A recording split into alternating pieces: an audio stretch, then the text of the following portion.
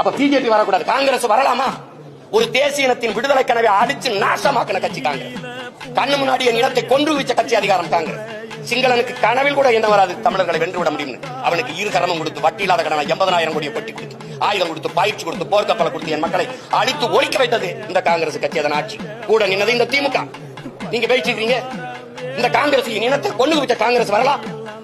அதை எப்படி அனுமதிக்கிறார்? 2 பேருமே வரக்கூடாது. அப்பதான் ஆன்மகன் இந்திய கட்சி எதுக்குன்னு யாரை குட்டி வர என் இனத்தை கண்ணு முன்னாடி கொண்டு குவிச்சுட்டு அதே இனத்துல வாக்கு பெற்று வலிமையான அதிகாரத்துக்கு ஆட்சிக்கு வந்துட முடியும்னா நாங்க மானங்கட்ட கூட்டம் ஆயிட்டோம்னா நீ மஞ்சள் பிடிக்கிற. நீ வேற எப்படி வேற இந்த கன்னடனை கொண்டுட்டு அல்லது ஆந்திர தெலுங்கரை கொண்டு மலையாளியை கொண்டுட்டு அந்த மாநிலத்தில் ஒரு ஓட்டு வாங்கிட முடியுமா? வாங்கிட முடியுமா சொல்லுங்க. திரும்ப திரும்ப அவனை கூட்டி வந்துட்டு பிஜேபி வந்துடும், காங்கிரஸ் வரலாம்.